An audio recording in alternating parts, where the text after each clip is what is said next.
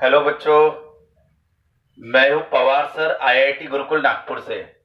बेटा आज हम लोग जेडब्ल्यू एडवांस 2018 का पेपर 1 डिस्कस करेंगे फिजिक्स का।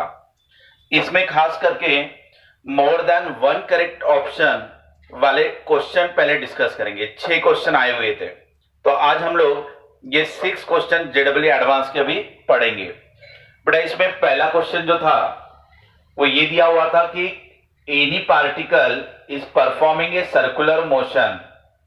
कोई भी एक पार्टिकल है जो सर्कुलर मोशन परफॉर्म कर रहा है, उस समय उसकी जो पोटेंशियल एनर्जी है वो पोटेंशियल एनर्जी दिया है के आर स्क्वेयर बाय 2।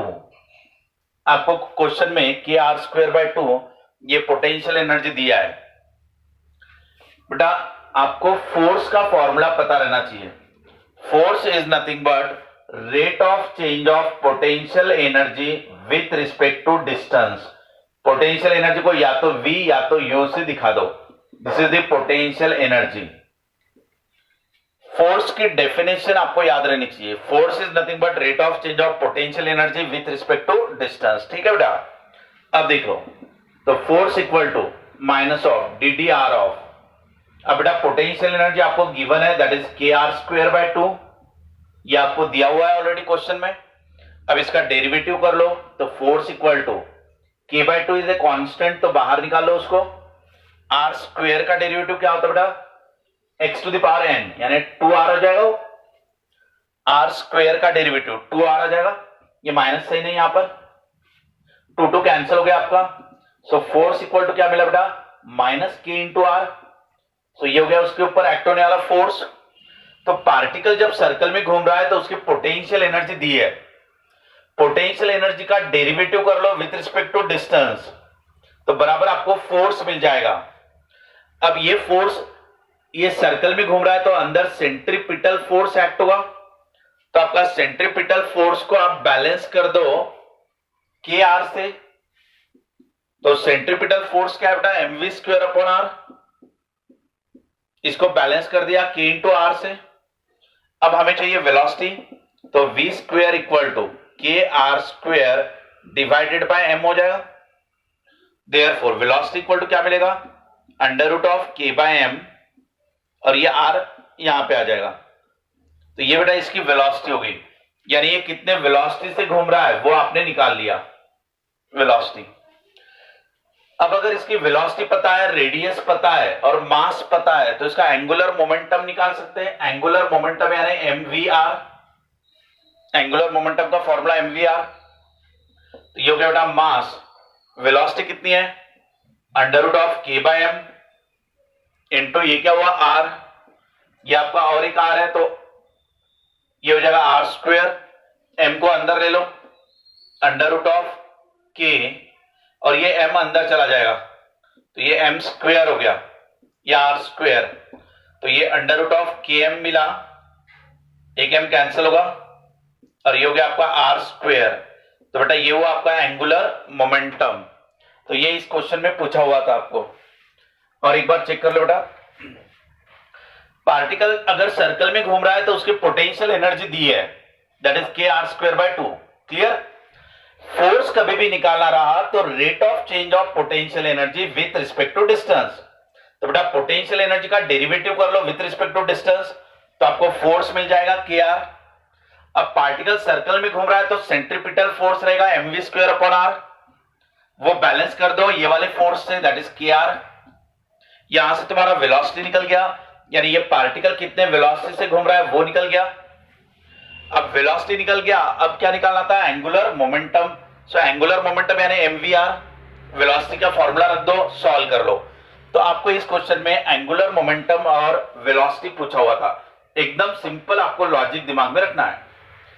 अगर पोटेंशियल एनर्जी से कभी भी फोर्स निकाल सकते इस फॉर्मूले से डेरिवेटिव करके, ठीक है ना?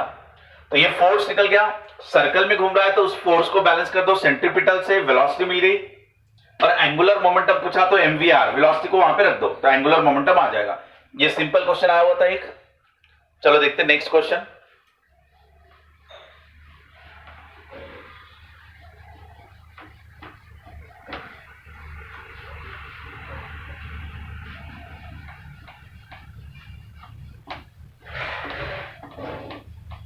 क्वेश्चन नंबर 2, इसमें बेटा आपको फोर्स की वैल्यू दी थी, force equal to alpha t i plus beta j. बेटा ये आपको फोर्स दिया है, ठीक है ना। इसमें अल्फा कांस्टेंट है 1, बीटा भी कांस्टेंट है 1 और mass of the particle is 1 kg। तो बेटा अल्फा की वैल्यू, बीटा की वैल्यू और मास की वैल्यू सब 1 1 1 दिया हुआ है। अगर हमें किसी भी पार्टिकल पे फोर्स एक्ट हो रहा है, वो दिया है as a function of time. तो अगर फोर्स दिया है तो तुरंत दिमाग में आना चाहिए, हम निकाल सकते हैं एक्सलरेशन। तो एक्सलरेशन यानी क्या रहता है बेटा, फोर्स अपॉन मास, ठीक है। फोर्स कितना है अपना, टी आई प्लस जे, और मास कितना है अपना 1। ये देखो अल्फा की वैल्यू 1 रख दिया, बीटा की वैल्यू 1 रख दिया, अल्फा की वैल्यू 1 रख दो, बीटा की वैल्यू 1 रख दो, मास की वैल्यू 1 रख दो, तो आपको एक्सलरेशन मिल गया टी आई प्लस जे। इतना सिंपल मिल गया। अब एक्सलरेशन आ गया तो एक्सलरेशन को क्या लिख सकते हैं, वेलोसिटी अपॉन टाइम। तो आपको अगर वेलोसिटी चाहिए तो acceleration into time, integrate on both side, तो ये हो जाएगा वेलोसिटी। अब इंटीग्रेशन कर दो एक्सलरेशन का, that is T i plus J into क्या है बेटा, डी टी। अब इसका इंटीग्रेशन कर दो तो ये क्या हो जाएगा तुम्हारा टी स्क्वायर बाय 2 इंटीग्रेशन, और यहां पे कितना आ जाएगा टी। बेटा कुछ नहीं, मैथमेटिकल कैलकुलेशन है। So integration of T is T square by 2, integration of 1 is T. तो ये इंटीग्रेट कर दिया तो ये क्या मिल गया आपको, वेलोसिटी। अब आपको क्या निकालना है, डिस्प्लेसमेंट। सो डिस्प्लेसमेंट अगर निकालना है तो integration of velocity into time, because velocity क्या रहता है आपका, displacement upon time dr by dt। So dr equal to integration of velocity into time. Now integration of velocity कितना दिया बेटा, T square by 2i plus T into J into D T. अब इसको integrate कर दो तो आपको displacement मिल जाएगा, पोजीशन वेक्टर। ये कितना आ जाएगा आपका, T cube bye 6i plus ये क्या आएगा, टी स्क्वायर बाय 2 जे। ये हो गया आपका पोजीशन वेक्टर आर। अब क्वेश्चन में क्या पूछा था, find the torque. So torque यानी क्या रहता है, आर क्रॉस एफ। अब ये आर क्रॉस एफ कर देंगे हम लोग, ये हम लोग ले लेंगे आई जे के, ठीक है। इसके बाद आर के कंपोनेंट ले लो, ये वाला। उसके बाद आप फोर्स के कंपोनेंट भी रख सकते हैं इसमें। और एक बार चेक कर लेते बेटा, क्वेश्चन में ऐसा कहा था कि m मास है बॉडी का, उसके ऊपर फोर्स एक्ट हो रहा है इतना, जो फोर्स चेंज होते जा रहा है विथ रिस्पेक्ट टू टाइम, यानी फोर्स का इक्वेशन दिया है। तो फोर्स में कांस्टेंट जो है अल्फा बीटा वो 1 1 है, मास ऑफ द बॉडी भी 1 kg है। तो बेटा ये सब 1 1 पुट अप कर देना यहां पर। एक्सलरेशन अगर फोर्स पता है तो, अगर कितना फोर्स है वो पता है तो उससे निकल जाएगा एक्सलरेशन। एक्सलरेशन यानी फोर्स अपॉन मास। एक्सलरेशन की जगह पे क्या लिख सकते हैं, वेलोसिटी अपॉन टाइम, तो उससे वेलोसिटी निकलेगा। वेलोसिटी की जगह डिस्प्लेसमेंट अपॉन टाइम, तो उससे डिस्प्लेसमेंट निकलेगा, that is a position vector, ठीक है। अब हमें निकालना था टॉर्क, यानी टॉर्क कितना एक्ट हो रहा है वो निकालना है। टॉर्क यानी क्या रहता है, आर क्रॉस एफ। अब यहां देखते बेटा,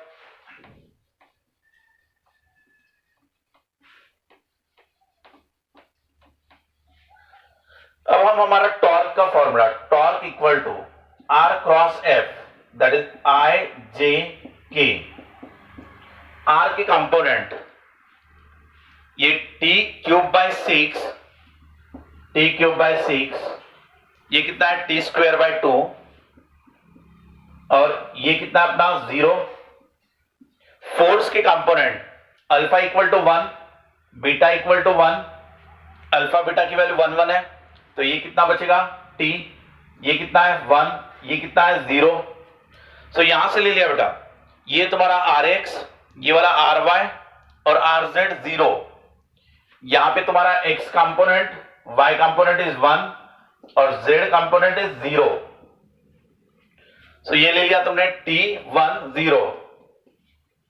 अब यहां से अगर मैं i को लूंगा तो ये इंटू ये, तो ये 0 आ जाएगा, यानी आई वाला कंपोनेंट, ये वाला आई वाला अगर लेंगे तो ये 0 आ जाएगा, जे अगर लेंगे तो जे के लिए भी 0 आ जाएगा, तो बचेगा सिर्फ के वाला, और ये हो जाएगा तुम्हारा this into this minus this into this, तो ये हो जाएगा तुम्हारा T cube by 6 minus T cube bye 2, यानी ये हो गया तुम्हारा -1/3 ऑफ टी क्यूब इंटू के।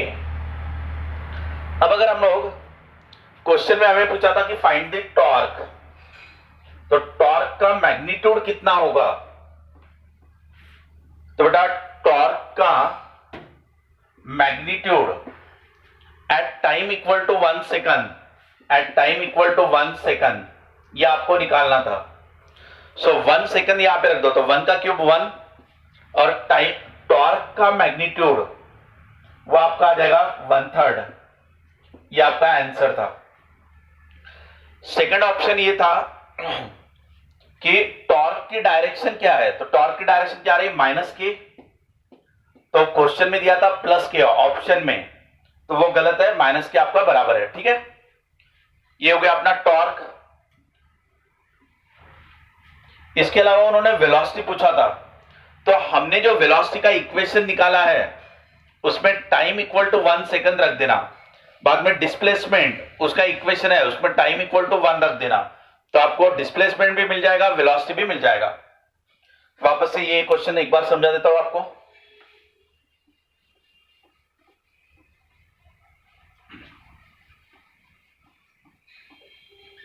मैथमेटिकल कैलकुलेशन आपके स्ट्रांग रहने चाहिए, बाकी फिजिक्स के कंसेप्ट वाइज यहां सिंपल है बेटा। ये दिया था अल्फा टी और ये दिया था beta J. This is the force acting on the mass, ये एक मास है, इसके ऊपर फोर्स एक्ट हो रहा है और इसके वजह से कितना टॉर्क प्रोड्यूस होगा वो निकालो, ठीक है ना, फाइंड द टॉर्क, ऐसा था।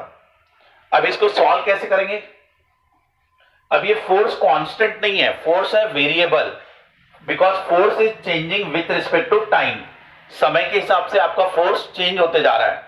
तो बेटा यहां पर अल्फा की वैल्यू क्या दी है 1, बीटा की वैल्यू क्या दी है 1, तो ये 1 1 रख दो दोनों, ये हो गया इतना, ये क्या आ गया तुम्हारा फोर्स। अब एक्सेलरेशन निकाला रहा तो force upon mass, but again mass की वैल्यू दी है 1, तो ये भी चला जाएगा क्योंकि मास क्या दिया है 1, so acceleration is nothing but force. अब ये फोर्स कितना है अपना टी आई प्लस जे, बेटा एक्सेलरेशन की जगह velocity upon time, so velocity equal to acceleration into time, integrate on both side, so इसका इंटीग्रेशन ले लो तो वो आ जाएगा t square by 2 i plus 1 का हो जाएगा टी जे, ये क्या हो गया तुम्हारा वेलोसिटी।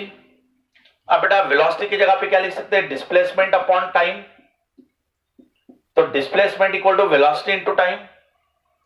अब इसमें वेलोसिटी का इंटीग्रेशन कर दो, यानी इसका इंटीग्रेशन करो, तो इसका इंटीग्रेशन कितना आना चाहिए T cube by 6 I plus ये क्या हो गया टी स्क्वायर बाय 2 जे, ये हो गया बेटा आपका डिस्प्लेसमेंट।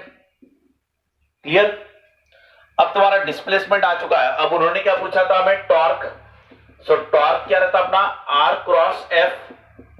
अब आर ये ले लेंगे आई जे के, आर के कंपोनेंट टी क्यूब बाय 6, ये वाला है टी क्यूब बाय 6, ये है तुम्हारा टी स्क्वायर बाय 2, और बेटा ये वाला कंपोनेंट है 0, फोर्स के टी 1 0, तो ये हो गया टी, ये हो गया 1, ये हो गया 0। अब बेटा अगर हम लोग आई को लेंगे तो ये वाला जो प्रोडक्ट रहेगा वो 0 आ जाएगा, अगर हम जे को लेते हैं तो ये प्रोडक्ट करेंगे तो वो भी 0 आ जाएगा। सो बचेगा कौन सा सिर्फ के वाला कंपोनेंट, ब्रैकेट में ये इंटू ये करोगे तो कितना आ जाएगा आपका टी क्यूब बाय 6 माइनस ये इंटू ये करोगे तो क्या आ जाएगा टी क्यूब बाय 2, तो ये कितना हो गया तुम्हारा -1/3 ऑफ टी का क्यूब इंटू के। तो बेटा आपकी टॉर्क की डायरेक्शन क्या आ रही है, सो टॉर्क की डायरेक्शन आ रही है माइनस के की तरफ। पहली चीज टॉर्क का मैग्नीट्यूड कितना आ रहा है 1/3, इतना क्लियर है सबको। अब जो वेलोसिटी आपने निकाला था इसमें टाइम इक्वल टू 1 रख दो, टाइम इक्वल टू 1 सेकंड पे वेलोसिटी निकाल लो, तो इसको स्क्वायर कर सकते हो आप, ठीक है ना। टाइम इक्वल टू 1 पुटअप करो, वेलोसिटी निकालो। टाइम इक्वल टू 1 यहां पे भी पुटअप कर सकते हो और डिस्प्लेसमेंट निकाल लो। टाइम को 1 यहां पे भी रख के टॉर्क निकाल लो। तो क्वेश्चन में ये कहा था कि 1 सेकंड के बाद टॉर्क कितना है, वेलोसिटी कितना है, डिस्प्लेसमेंट कितना है, वो आप आसानी से यहां से निकाल सकते हो। ठीक है बेटा, चलो next question, question number 3।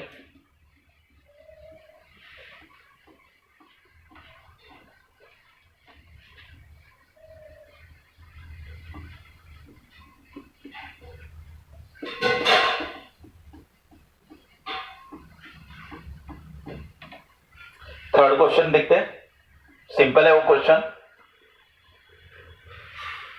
Third में कैपिलरी ट्यूब के बारे में बताना है। बेटा ये कैपिलरी ट्यूब में जो वाटर राइज होता है तो उसकी कैपिलरी हाइट को आप h कहते हो, और कैपिलरी हाइट का हमारा फॉर्मूला होता है, h का फॉर्मूला कितना रहता है बेटा, 2t cos theta upon r रो g। ये फॉर्मूला होता है अपना किसका, कैपिलरी हाइट का। बस इसके ऊपर बहुत ही स्ट्रेट फॉरवर्ड क्वेश्चन पूछा हुआ था कि हाइट जो है, कैपिलरी हाइट या कैपिलरी राइज, ये सरफेस टेंशन के ऊपर डिपेंड होता है। ठीक है, अगर उन्होंने नहीं होता कहा तो रॉन्ग होगा, क्योंकि height depends on the surface tension. दूसरी बात, अगर बेटा हम लोग ट्यूब का रेडियस इंक्रीज करते हैं, जैसे ये रेडियस छोटा है यहां पे रेडियस कम है तो हाइट ज्यादा रहेगी। सो रेडियस अगर कम है तो हाइट ज्यादा रहेगी। अगर अभी आपने रेडियस को इंक्रीज कर दिया, सो रेडियस को इंक्रीज कर दिया तो आपका हाइट जो रहेगा वो कम आ जाएगा। ये आपका नेक्स्ट ऑप्शन था।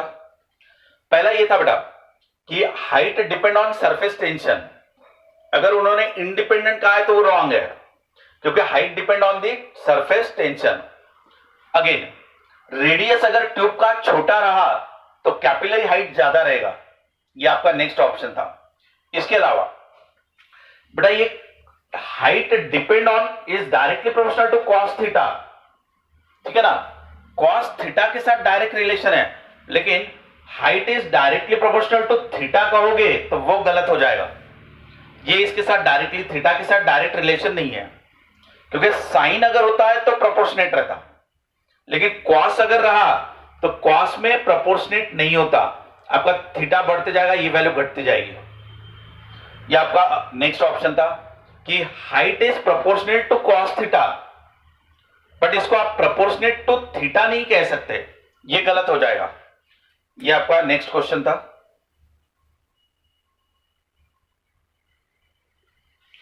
बस इतना ही पूछा हुआ था इस क्वेश्चन में, सिंपल क्वेश्चन था ये, कैपिलरी हाइट के बारे में, फॉर्मूला बेस्ड क्वेश्चन था।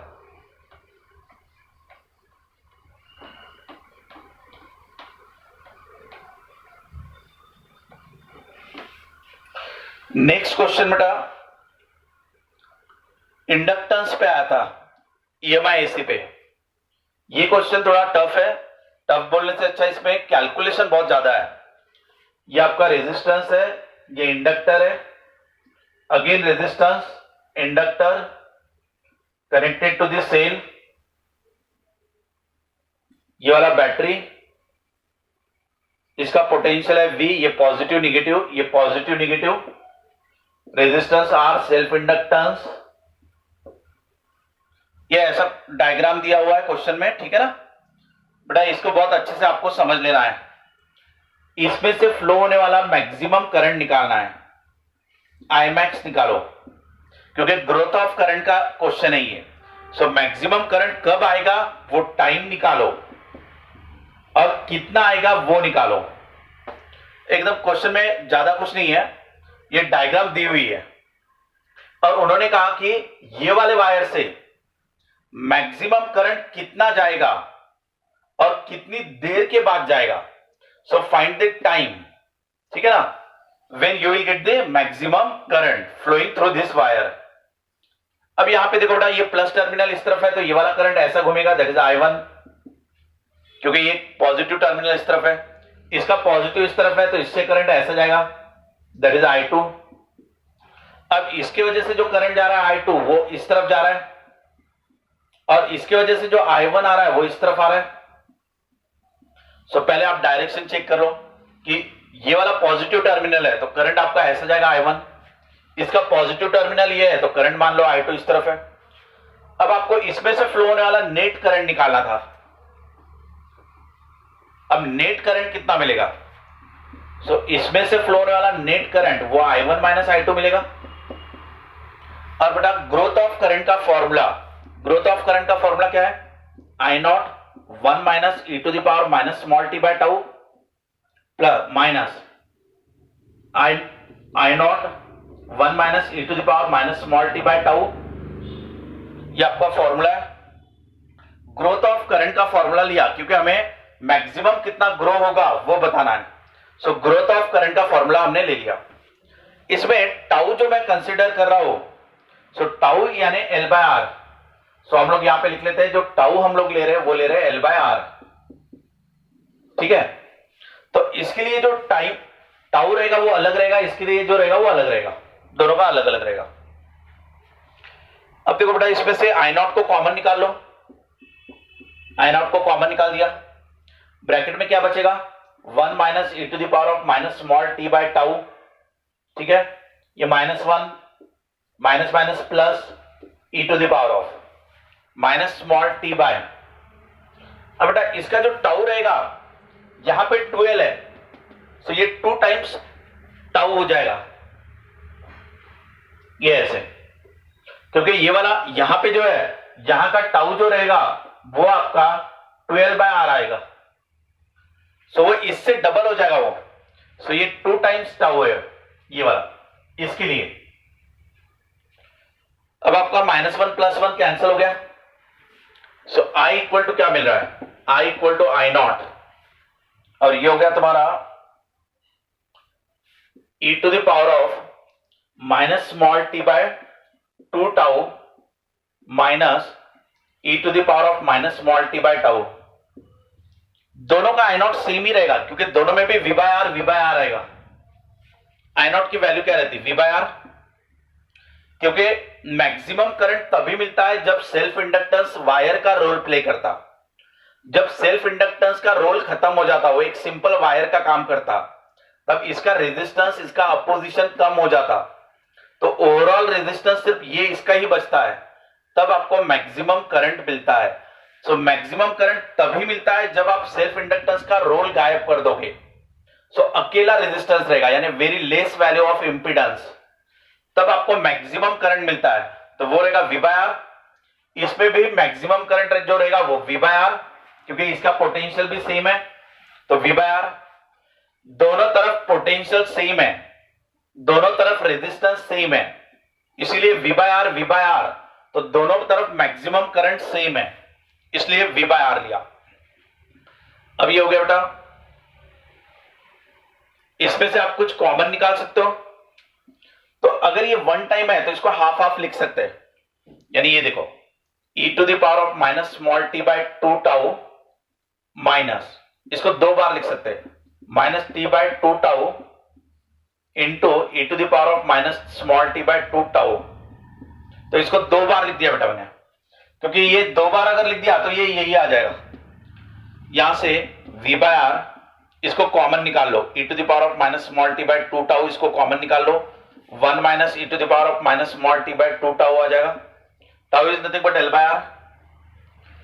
अब ये हो गया हमारा I। अब बेटा ये हुआ करंट का इक्वेशन। नेट करंट, यहां से जो नेट करंट फ्लो रहा है उसका इक्वेशन आपने बना लिया, ये वाला नेट करंट का इक्वेशन आ गया। अब अगर मैक्सिमा के लिए सॉल्व करना है, ठीक है ना, सो मैक्सिमा के लिए अगर सॉल्व करना है तो डेरिवेटिव लोगे,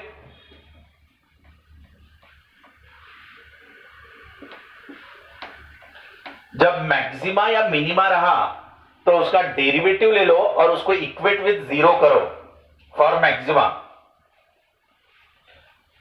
अब हमें मैक्सिमम वैल्यू निकालना है करंट की, सो आप डेरिवेटिव ले लो, यानी rate of change of current with respect to time, it should be equate with 0 for maxima. Maxima minima, application of derivative, ठीक है। तो बेटा इसका डेरिवेटिव ले लो, तो कांस्टेंट पहले बाहर ले लेना, अब डेरिवेटिव लेते हैं हम लोग। देयरफॉर v बाय आर तो बेटा वैसे भी ये कांस्टेंट रहने वाला है, ये उस तरफ जाएगा तो ये बाद में जीरो ही हो जाएगा वैसे भी, तो इसको तो आप कंसीडर भी मत करो, क्योंकि हमें फाइनली क्या करना है, इक्वल टू जीरो करना है, तो कांस्टेंट वैसे भी बाहर आएगा और उस तरफ जाके जीरो ही हो जाएगा, सीधा आप इसका ले सकते हो। अब ये देखो e टू द पावर का डेरिवेटिव, इसका डेरिवेटिव क्या हो जाएगा, e to the power of minus small t by 2 tau, e to the power x का derivative e to the power x, और बचा हुआ माइनस 1 बाय 2 टाउ, ये इसका डेरिवेटिव कर लिया माइनस, अब इसका भी डेरिवेटिव कर लो e to the power of minus small t by tau, और ये माइनस 1 बाय टाउ, ये डेरिवेटिव ले लिया हमने, डेरिवेटिव को इक्वेट विथ क्या करना है, जीरो, जीरो से इक्वेट कर दो।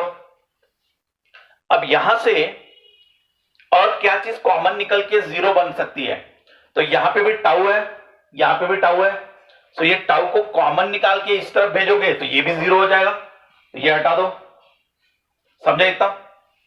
इसके बाद ये माइनस है, ये माइनस है, ये माइनस माइनस प्लस ले लेना, पहले इसको माइनस माइनस प्लस ले लेते हैं, तो इसको पहले लिख लेते हैं, e to the power of minus t by tau, इसको पहले लिख लिया, और ये माइनस में इसको उधर लेके चले गए, तो e to the power of minus small t by 2 tau, और ये जो दिया है वो 2 डिवाइड बाय 2।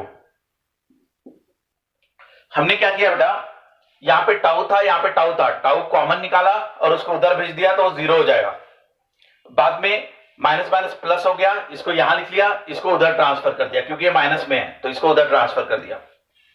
इसमें से अभी ये देखना बेटा, ये वन टाइम है, इसको डिवाइड बाय 2 दो बार लिख सकते हैं, एक इससे कैंसिल हो जाएगा, तो e to the power of minus small t by 2 tau इतना बचेगा, इक्वल टू 1 बाय 2, ये बच रहा है।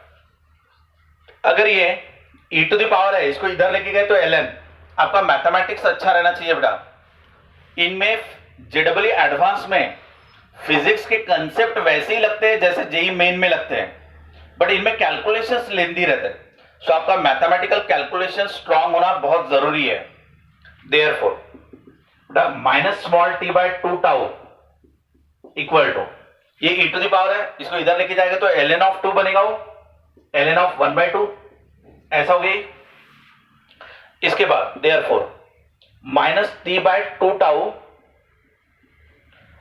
इक्वल टू, अब ये बेटा ln ऑफ, ये जो 2 है ये ऊपर जाएगा तो 2 टू द पावर माइनस 1 होगा, यानी ये हो जाएगा माइनस ऑफ ln ऑफ 2, ऐसा हो जाएगा ये।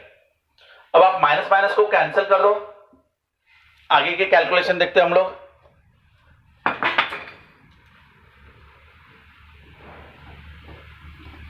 आगे देखते बेटा, तो बराबर आपका t upon 2 tau equal to, वो आ रहा है ln ऑफ 2।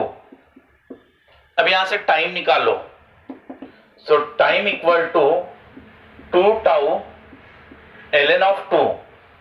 अब टाउ की वैल्यू क्या थी आपकी, l बाय आर, सो ये है 2l बाय आर, और ये हो गया तुम्हारा ln ऑफ 2, तो ये हुआ टाइम, यानी इतने समय के बाद उसमें से मैक्सिमम करंट फ्लो होगा, ये उसका आंसर हुआ।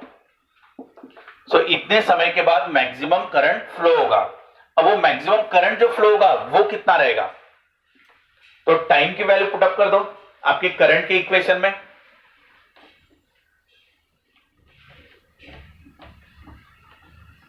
हमने करंट का इक्वेशन बनाया था बेटा, करंट का आपका इक्वेशन क्या बना था, I equal to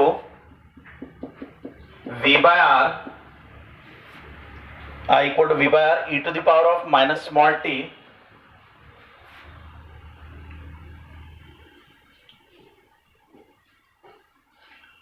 minus small t r divided by 2l minus e to the power of minus small t r by l। बेटा ये बना था तुम्हारा करंट का इक्वेशन, ठीक है।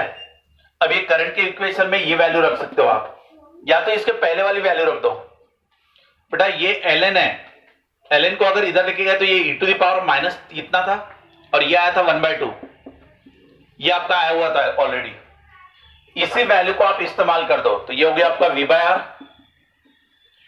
अब ये वैल्यू का आंसर, ये टाउ की जगह पे क्या लिख सकते हैं, L बाय आर, ये वाला। तो इसका आंसर है अपना 1/2, तो यहां पे रख दो 1/2 माइनस इसका आंसर कितना आ जाएगा 1/4, क्योंकि यहां पे 2 बार 1/2, यहां पे 2 2 बार लिख सकते हो आप, हाफ हाफ, तो बराबर ये 1/2 2 बार आ जाएगा, यानी 1/4। तो ये हो गया तुम्हारा V बाय आर, ये कितना हो जाएगा अपना 4, ये अपना ले लो बेटा, यहां पे ले लिया हमने 4, ये हो गया 2 माइनस 1 दैट इज 1/4, यानी V by 4 R. So V by 4 आ गया आपका मैक्सिमम वैल्यू आई मैक्स। तो ये आपके आंसर थे, आपका आई मैक्स का आंसर आ जाएगा। यहां पर ऑप्शन दिए थे V बाय 4 आर और टाइम। तो बेटा इस तरीके से इसमें मैथमेटिकल कैलकुलेशन बहुत ज्यादा इन्वॉल्व थे। सिंपल इस क्वेश्चन में ग्रोथ ऑफ करंट का क्वेश्चन था ये। आपको ये हमने कैसे सॉल्व किया और एक बार बता देता हूं बेटा। इस तरफ रेजिस्टेंस था, इस तरफ इंडक्टर था, ये रेजिस्टेंस था, इस तरफ इंडक्टर दिया था, ये एक बैटरी दी थी, यहां पर भी एक बैटरी थी, ये प्लस था, ये माइनस था, यहां पे एक वायर था, इसका resistance R, inductance, resistance, self inductance ऐसा दिया था। अब इसमें से करंट ऐसा फ्लो होगा तो I1 इस तरफ फ्लो होगा, इसके वजह से करंट ऐसा फ्लो होगा तो I2 इस तरफ फ्लो होगा। सो आप नेट करंट कैसे निकालोगे, I1 माइनस I2। अब ये ग्रोथ ऑफ करंट का फॉर्मूला क्या रहता अपना, I0 1 minus e to the power minus small t by tau. तो ये ले लेना इसके लिए, सिमिलरली इसके लिए ले लो। तो I2 का भी फॉर्मूला क्या रहेगा, I0 1 minus e to the power minus small t by tau. Tau यानी क्या रहेगा यहां पर L बाय आर, इसका टाउ क्या रहेगा 2L by R. So 2L by R यानी क्या 2 टाइम्स टाउ, इसका आ रहा है 2 टाइम्स टाउ, इसका आ रहा है टाउ, ये ऐसा। इस पे पूरा सॉल्व करते चले जाओ, करंट का इक्वेशन बना लो, नेट करंट का इक्वेशन बनाओ। नेट करंट का इक्वेशन बनने के बाद क्या करोगे, उन्होंने कहा है कि इसमें से फ्लो होने वाला मैक्सिमम करंट निकालो। सो मैक्सिमम मिनिमम वाली कंडीशन आ गई। तो फॉर मैक्सिमम करंट के लिए क्या, rate of change of current with respect to time, इसको इक्वेट विथ 0 कर दो, और इसको इक्वेट विथ 0 करने के बाद आपको क्या मिल जाएगा, टाइम, यानी कितने समय के बाद यहां से मैक्सिमम करंट फ्लो होगा वो टाइम मिल जाएगा।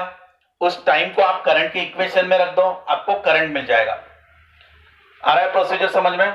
और एक बार प्रोसीजर देख लेना। यहां से ग्रोथ ऑफ करंट का फॉर्मूला I1, यहां से ग्रोथ ऑफ करंट का फॉर्मूला I2, I1 और I2 की डायरेक्शन अपोजिट है, so net is I1 minus I2।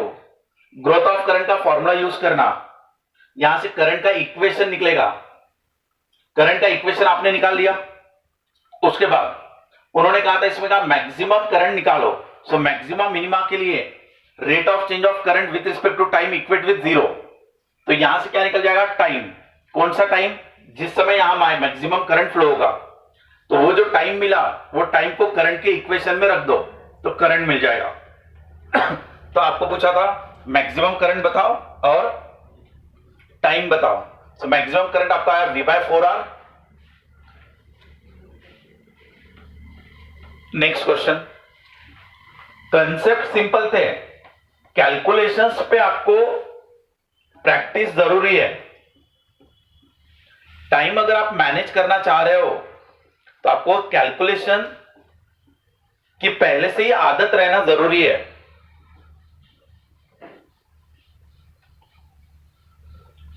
Advance के पेपर में कंसेप्ट सेम रहते हैं, लेकिन कैलकुलेशन पार्ट आपको थोड़ा सा हेवी रहता, लेंदी रहता। मैथ्स के कैलकुलेशन का नॉलेज आपको अच्छा रहना चाहिए, integration, derivative. Question number 5, 2 question बचे बेटा हमारा, क्वेश्चन नंबर 5 और 6। ये मान लेते हैं एक्स एक्सिस है, ये वाई एक्सिस है और ये जेड एक्सिस है। एक्स वाई जेड एक्सिस ले लिए। यहां पे एक कंडक्टर है जिसमें से करंट जा रहा है, यहां से और एक कंडक्टर है जिसमें से भी करंट फ्लो हो रहा है, और जेड एक्सिस पर एक रिंग है और रिंग में से करंट क्लॉकवाइज फ्लो हो रहा है, जब आप यहां से देख रहे हो, आपका व्यू इस तरफ से है, अगर यहां से देख रहे हैं तब करंट आपका क्लॉकवाइज घूम रहा है।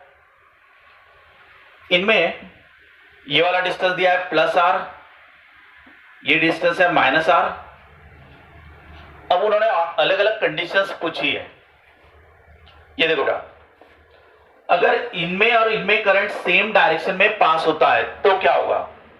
अगर बेटा ये करंट ऐसा गया तो सेंटर पे मैग्नेटिक फील्ड, आपको सब कुछ पूछा हुआ है, सेंटर पे मैग्नेटिक फील्ड क्या रहेगी? यहां पे 3 करंट कैरिंग कंडक्टर है। एक ये वाला करंट कंडक्टर है जिसमें से करंट अपवर्ड या डाउनवर्ड जाएगा। यहां पे एक कंडक्टर है जिसमें से भी करंट या तो अपवर्ड या तो डाउनवर्ड जाएगा अकॉर्डिंग टू गिवन कंडीशन। ये एक सर्कुलर कॉइल है अलोंग द जेड एक्सिस, इसमें से क्लॉकवाइज करंट फ्लो हो रहा है जब आप टॉप से देखोगे। नाउ अब उन्होंने क्या कहा है कि find the magnetic field at the origin. यहां पे आपको मैग्नेटिक फील्ड के बारे में जानकारी देना है अलग अलग सिचुएशन के लिए। अब बेटा ये बताओ, अगर मैंने दोनों में अपोजिट डायरेक्शन में करंट दिया, यानी किसमें? ये वाले कंडक्टर में और ये वाले कंडक्टर में। अब बेटा इसमें से करंट अगर ऊपर की तरफ जा रहा है तो मैग्नेटिक फील्ड ऐसे बाहर की तरफ आएगी, इसकी वजह से मैग्नेटिक फील्ड ऐसे आएगी आउटवर्ड, तो यहां पर आएगा बाहर की तरफ आउटवर्ड। किसके वजह से? इसके वजह से। ये करंट कहां जा रहा है? नीचे की तरफ, तो इसकी वजह से मैग्नेटिक फील्ड ऐसे आएगी, तो ये हो गया ऐसा। तो इसकी वजह से भी कहां पर आ रहा है? आउटवर्ड। अब दोनों अपोजिट डायरेक्शन में आ रहा है तो दोनों की वजह से आउटवर्ड बोले तो इस तरफ, यानी इसके वजह से भी बाहर यानी अलोंग दी जेड, इसके वजह से भी बाहर यानी अलोंग दी जेड, और ये इसमें से करंट घूम रहा है क्लॉकवाइज। सो अगर आप देखोगे तो इसका करंट अगर क्लॉकवाइज आ रहा है, जैसे अगर ऐसा आता है तो ऊपर जाएगा, अगर ऐसा जाता है तो नीचे आएगा। अब ये करंट है तुम्हारा ऐसा, तो ये नीचे की तरफ बोले तो ये इसकी वजह से इस तरफ आएगा। This is the B due to the circular coil. बेटा ये हो गया B due to the coil that is along the minus k, और ये दोनों की वजह से बी आ रहा है टुवर्ड द प्लस के, ऐसा। तो यहां पर आपका सेंटर पे बी 0 होने के चांसेस अवेलेबल है अगर इसका करंट ऊपर है, इसका करंट नीचे है, ठीक है ना? ये पॉजिटिव में है, ये निगेटिव में है। पॉजिटिव बोले तो अपवर्ड, निगेटिव बोले तो डाउनवर्ड, ऐसा कंडीशन है। तो इन दोनों की वजह से अगर इस तरफ आ रहा है तो सर्कुलर कॉइल की वजह से इस तरफ आ रहा है, तो दोनों अपोजिट में आ रहे हैं, तो यहां पे बी 0 होना का चांसेस है। ये आपका पहला ऑप्शन। नेक्स्ट, अब देखो बेटा, अगर मैं इसकी डायरेक्शन चेंज कर दूं, अब मैंने इसकी डायरेक्शन चेंज कर दिया तो इसकी वजह से मैग्नेटिक फील्ड कहां जाएगी? इनवर्ड, तो एक हो जाएगा इनवर्ड। अब ये एनालाइज करना है आपको कि अगर इसमें अपवर्ड डायरेक्शन में करंट लिया तो ये इनवर्ड आ जाएगा, जबकि इसके वजह से कहां रहता? आउटवर्ड, तो एक इनवर्ड और एक आउटवर्ड हो गया, बाकी सभी डायरेक्शन सेम है। तो यहां पे क्या हुआ बेटा, इन दोनों की वजह से एक दूसरे में कैंसिल हो सकता है, इन दोनों की वजह से एक दूसरे को कैंसिल हो सकता है, यानी हो गई, क्योंकि इक्वल करंट है, इक्वल डिस्टेंस है, तो इक्वल सिचुएशन रहने की वजह से इक्वल एंड अपोजिट, तो ये तो हो जाएगा 0, बट कॉइल वाला मैग्नेटिक फील्ड बचेगा। तो ये हो गया आपका नेक्स्ट ऑप्शन। अगर दोनों में सेम डायरेक्शन है और इसमें भी करंट जा रहा है तो यहां पे बी आपका बचेगा, क्योंकि ये दोनों एक दूसरे को भले ही कैंसिल कर दे, equal and opposite, but circular coil वाला बी रहेगा। उसके बाद नेक्स्ट ऑप्शन, अगर बेटा दोनों में भी, अब दोनों में भी डाउनवर्ड दे दिया, दोनों में भी डाउनवर्ड, तो इसकी वजह से कहां आएगा? आउटवर्ड, इसकी वजह से कहां आएगा? इनवर्ड, एक की वजह से आउटवर्ड, एक की वजह से इनवर्ड, अभी भी इक्वल एंड अपोजिट हो गया, ठीक है, क्योंकि ये इसकी वजह से आएगा इनवर्ड और इसकी वजह से आएगा आउटवर्ड, तो ये इक्वल एंड अपोजिट आ गया। क्लियर? इसका तो बचेगा ही बचेगा। अब एक काम करते हैं, इसका करंट ले लेते ऊपर की तरफ और इसको रहने देते नीचे की तरफ ही। अब ये ऊपर की तरफ जा रहा है तो इसकी वजह से कहां आएगा, इनवर्ड, दैट इज क्रॉस। अब ये ऐसा जा रहा है तो इसकी वजह से भी कहां आएगा, इनवर्ड, और कॉइल की वजह से भी कहां आएगा, इनवर्ड। तो अगर आपने करंट की डायरेक्शन, इसमें का करंट अपवर्ड पॉजिटिव, इसमें का करंट डाउनवर्ड निगेटिव, निगेटिव कहा तो डाउनवर्ड लेने के लिए कहा है क्वेश्चन में, पॉजिटिव रहा तो अपवर्ड लेने के लिए कहा है क्वेश्चन में। तो इसमें अपवर्ड है तो इनवर्ड मैग्नेटिक फील्ड आएगी सेंटर पर, इसमें डाउनवर्ड है तो भी इनवर्ड आएगा, सर्कुलर कॉइल की वजह से भी इस तरफ आएगा इनवर्ड। तो इस केस में सभी की डायरेक्शन सेम आ रही है, इस केस में सभी की डायरेक्शन सेम आ रही है, ये वाला, ये वाला, ये वाला, तीनों के तीनों एक ही तरफ आ रहे हैं। तो इस केस में यहां पे बी जीरो नहीं होगा, यहां पे बी जीरो नहीं होगा। लेकिन अब उन्होंने कहा बेटा सर्कल के सेंटर पे बी बताओ, सर्कल के सेंटर पे बी बताओ।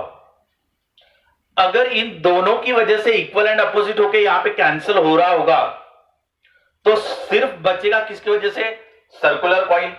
और सर्कुलर कॉइल की वजह से बी एट द सेंटर क्या है formula, mu not an I upon 2r। Number of turns कितने हैं, 1, और डायरेक्शन कहां आएगी, टुवर्ड दी माइनस के। ये आपका नेक्स्ट ऑप्शन, यानी इन दोनों की वजह से अगर मैग्नेटिक फील्ड यहां पे कैंसिल हो रही है और सिर्फ सर्कल की वजह से निकालना है एट द सेंटर तो इतना आ जाएगा। ऐसे बेटा ये वाले आपके 4 ऑप्शन है। ये वाला क्वेश्चन मैं वापस से आपको थोड़ा बता देता हूं।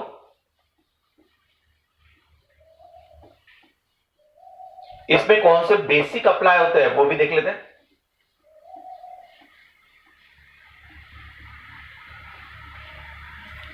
ये देखो बेटा, वायर में से करंट अपवर्ड जा रहा है, so right hand thumb rule, so magnetic field ऐसे घूमेगी, इस तरफ इनवर्ड आएगा, इस तरफ आउटवर्ड आएगा। ये चेक कर लो, करंट ऐसे जा रहा है तो magnetic field right hand thumb rule, तो इस तरफ इनवर्ड रहेगा तो इस तरफ आउटवर्ड रहेगा। इसके अलावा सर्कुलर कॉइल, इसमें से करंट ऐसे जा रहा है तो अगर ऐसे जा रहा होगा तो यहां पे मैग्नेटिक फील्ड आएगी बी इस तरफ, क्योंकि ये ऐसे ऊपर से देखने के लिए कहा है और करंट जा रहा है क्लॉकवाइज। क्लॉकवाइज अगर करंट जा रहा होगा तो ये क्लॉकवाइज हुआ, क्लॉकवाइज की तरफ वजह से अंदर की तरफ आएगा। ये सर्कुलर कॉइल, सर्कुलर कॉइल में से क्लॉकवाइज करंट फ्लो हो रहा है तो ये इनवर्ड आएगा, सो ये माइनस के की तरफ आएगा। बेसिक ये वाला था आपका।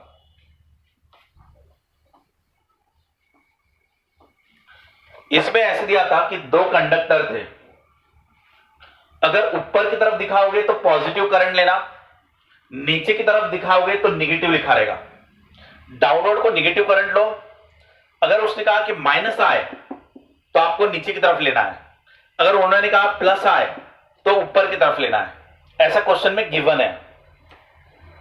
ये दोनों,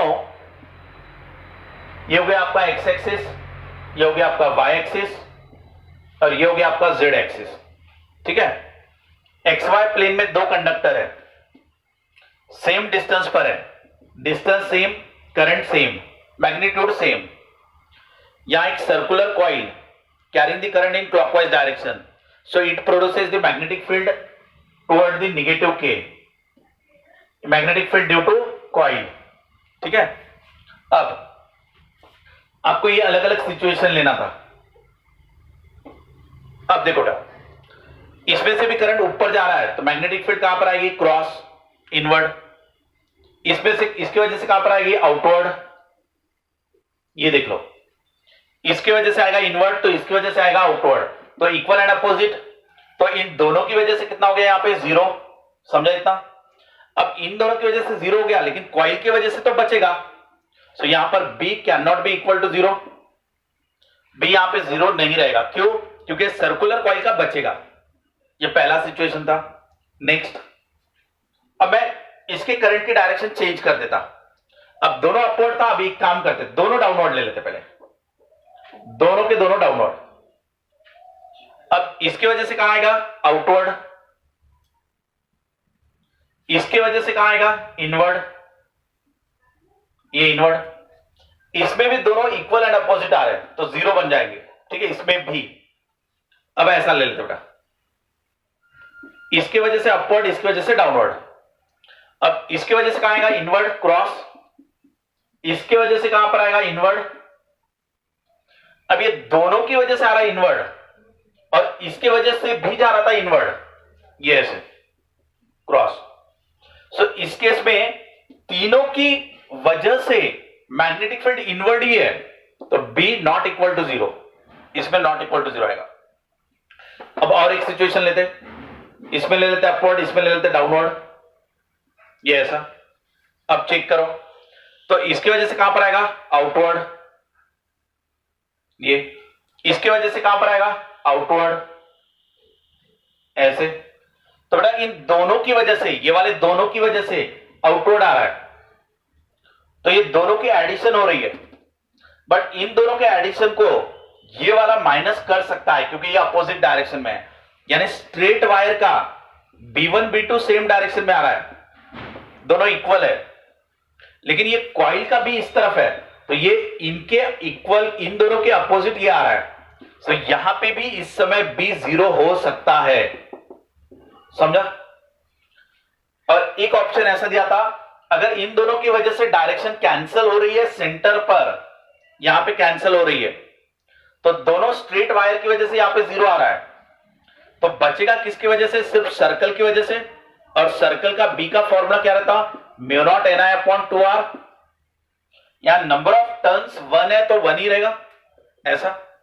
और इसकी वजह से डायरेक्शन कहां पर आ रही थी, टुवर्ड द माइनस के, ऐसा। ये था आपका लास्ट ऑप्शन। क्लियर बेटा। चलो नेक्स्ट क्वेश्चन।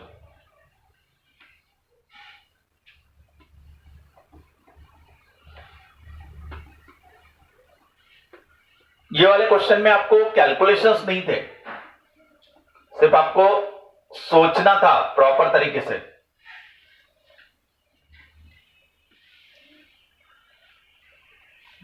लास्ट एक क्वेश्चन है जिसमें आपको टेम्परेचर वॉल्यूम ग्राफ दिया है, temperature volume graph is given.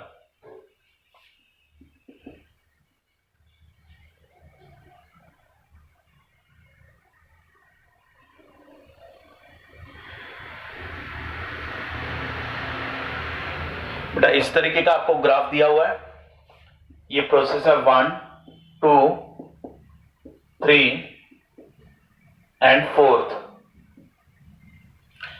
ये भी आपका थ्योरेटिकल क्वेश्चन है, इसमें भी कोई कैलकुलेशंस आपको नहीं दी है, कुछ पूछे नहीं है। मुझे बताओ 1 वाला प्रोसेस आइसोकोरिक है क्या, तो 1 वाला प्रोसेस आइसोकोरिक नहीं है, क्योंकि ये वॉल्यूम कांस्टेंट है ना।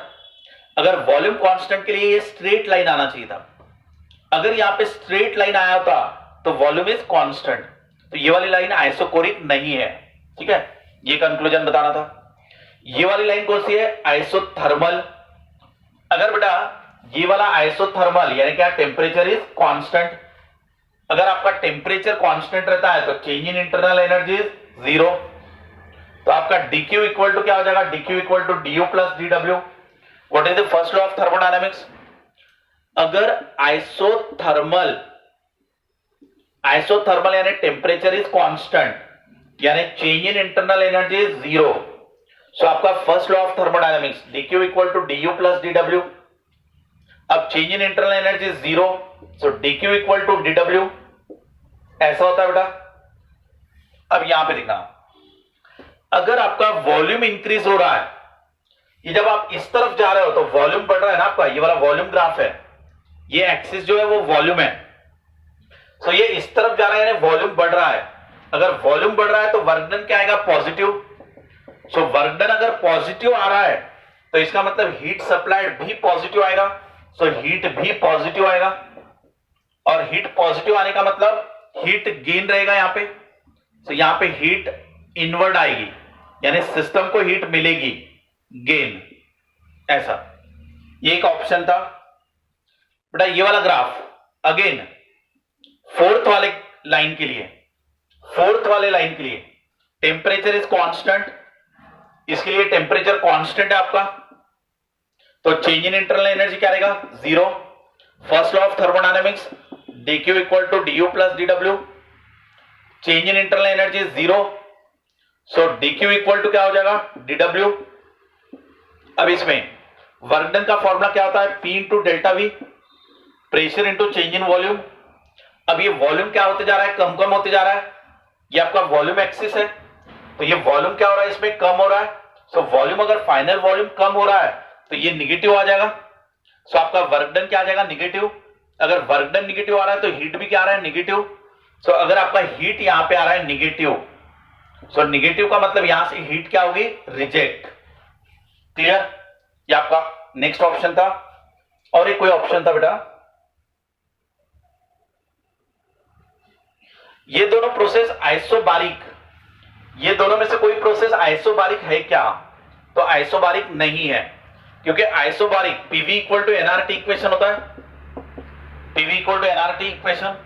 अगर प्रेशर को कांस्टेंट लिया जाए, अगर प्रेशर को कांस्टेंट लिया जाए, so volume is directly proportional to temperature होना चाहिए, और volume is directly proportional to temperature अगर रहा तो स्ट्रेट लाइन मिलनी चाहिए, straight line passing through the origin.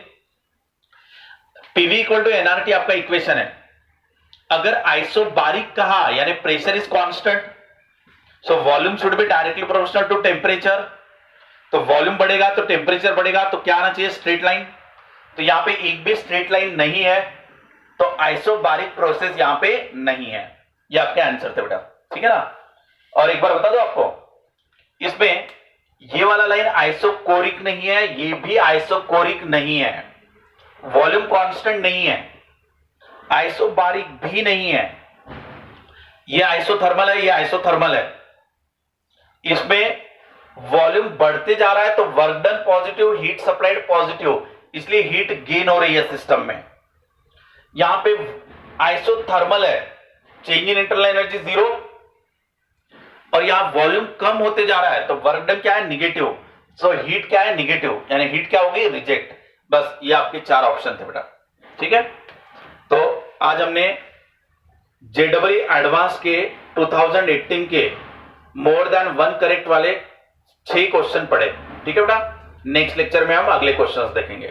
Thanks to all of you.